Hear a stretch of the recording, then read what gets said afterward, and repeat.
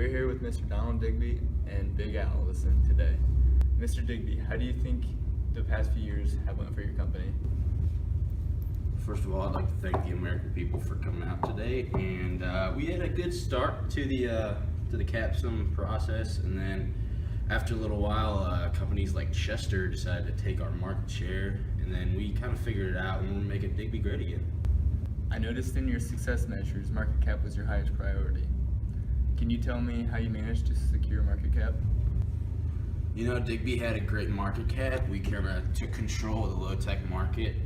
We want to be like a Walmart type company with Apple aspirations.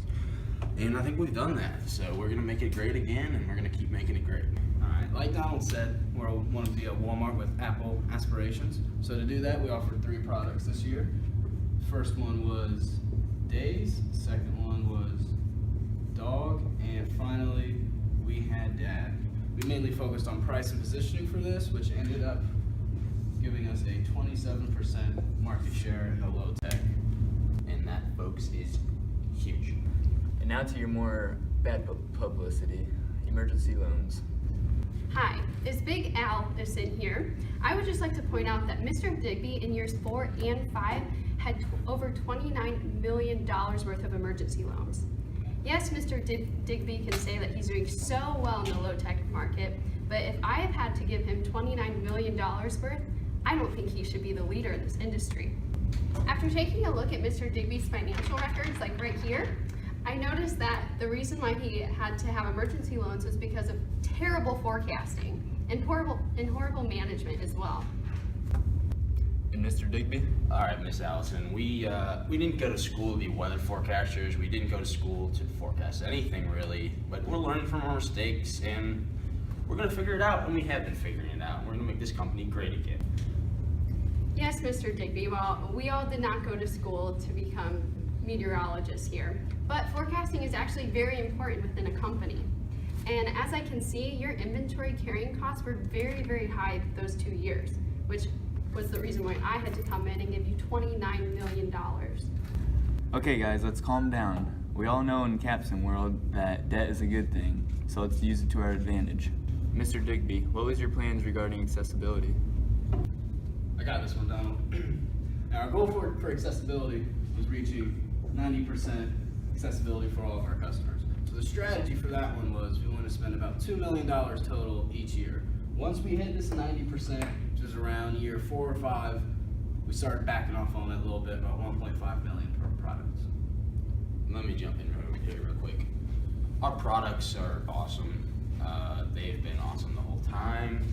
But you got companies like Chester sending some emails around, cheating in this process. And like, we have a huge market share. Like I've mentioned that before, and Chester just tried to come in and steal it. And if it was my country, Chester would be in jail, the whole thing, the whole company, and it would be mine. Hi, Big Allison here again. Mr. Digby, I know you are kind of upset with Chester right now, and I understand that. But you also have to look at Chester and how good their customer criteria is right now. And Mr. Digby, as we know via these financial papers I'm looking at, based on your balanced scorecard, your customer criteria points are just very low every single year. What you just said is just purely wrong. First of all, Chester hasn't released their emails, so I'm not releasing my balanced scorecard. I don't have to, never have. I've done nothing wrong. I've never done anything wrong. Excuse me, can I have a fact check on that one? So Allison, for your fact check, we actually kept our prices within the 30s, which is top end for the low tech market. It was pretty competitive. Now, for the age, we kept revising every 2 to 3 years, which is perfect for them. They knew the products were stable and they were cheaper. Thank you, Mr. Russell. And now I'd like to point out your lower leverage compared to everyone else in your industry, Mr. Digby. As a company, we believe in debt financing, and we believe that's going to make our country great again. And that's what we did, and that's what we're going to continue to do.